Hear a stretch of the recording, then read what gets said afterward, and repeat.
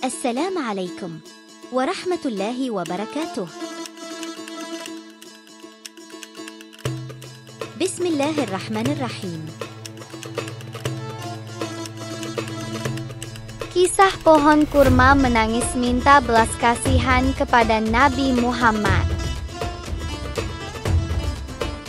Al-Kisah, di kota Madinah Al-Munawwarah, Nabi Muhammad SAW ketika berkhutbah, biasa bersandar di sebuah batang kurma yang juga menjadi salah satu tiang Masjid Nabawi pada saat itu.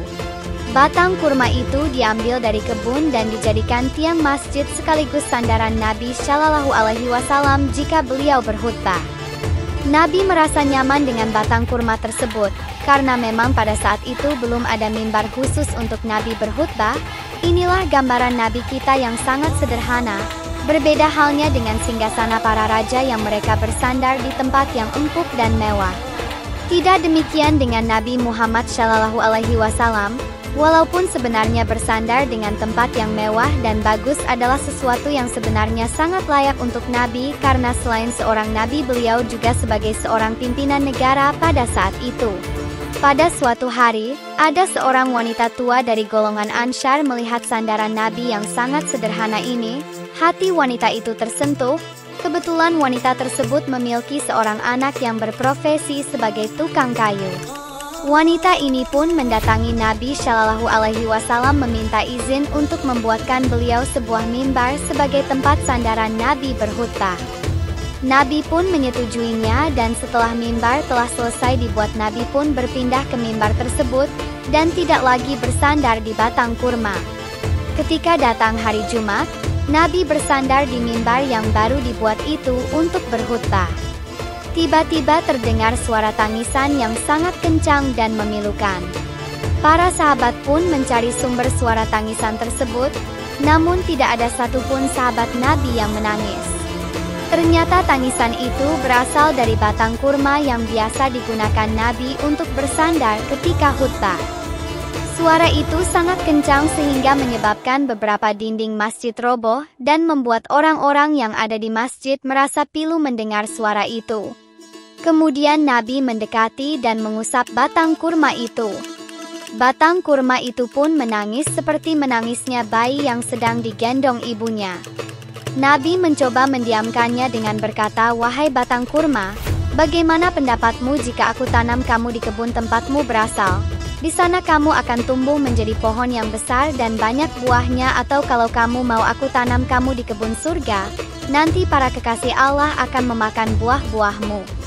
Nabi menundukkan kepalanya untuk mendengar jawaban si batang kurma. Batang kurma itu menjawab dengan suara yang terdengar oleh semua orang yang ada di sekitarnya, "Tanamlah aku di surga negeri abadi dan tidak akan hancur. Aku akan senang sekali jika para kekasih Allah memakan buahku, daripada aku ditanam di dunia, negeri yang tidak kekal dan akan hancur." Rasul pun mengubur batang kurma itu di bawah mimbar agar ia berhenti menangis.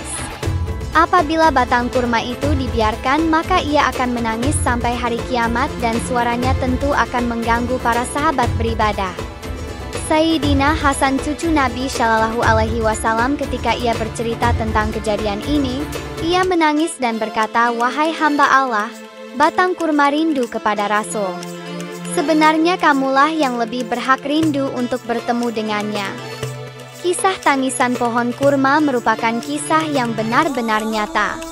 Ibnu Hajar al-Asqalani rahimahullah berkata bahwa ini merupakan tanda kalau benda seperti batang kurma yang tidak bergerak memiliki perasaan seperti hewan, bahkan lebih unggul dari beberapa hewan yang lebih cerdas. Hal ini sesuai dengan firman Allah Ta'ala di mana sebagian ulama maknakan secara tekstual. "Tusabbihu lahu samawati sab'a wal ardu wa man fihinna wa in min syai'in illa yusabbihu bihamdihi walakin la tafqahuna tasbihahum innahu kana haliman ghafuran." Langit yang 7, bumi dan semua yang ada di dalamnya bertasbih kepada Allah, dan tak ada suatu pun melainkan bertasbih dengan memujinya, tetapi kamu sekalian tidak mengerti tasbih mereka. Sesungguhnya Dia adalah Maha Penyantun lagi Maha Pengampun. Quran Surah Al-Isra, ayat 44.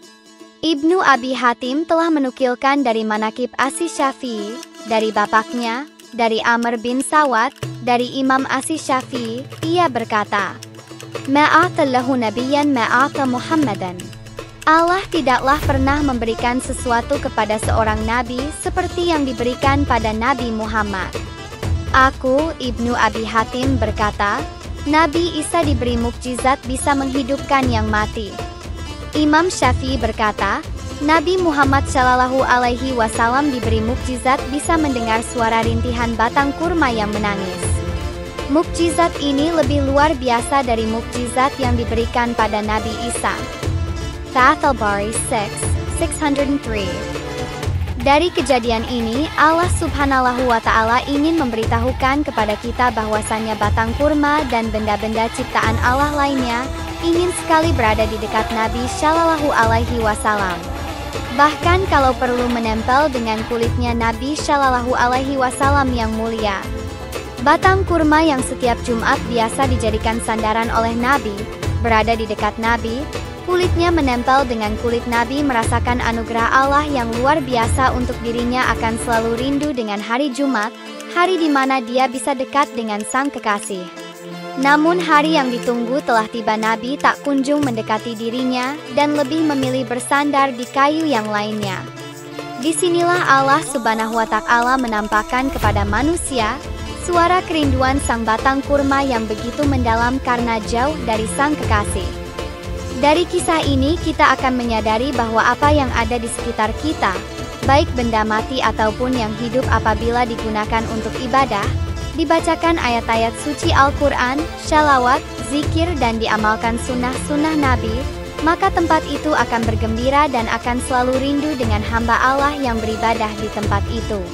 Imam Atho Al-Khurasani pernah berkata, tidaklah seorang hamba yang sujud menyembah Allah di suatu tempat di bumi ini melainkan tempat itu akan menjadi saksi kebaikannya di hari kiamat dan tempat itu akan menangis pada hari kematian si hamba tersebut.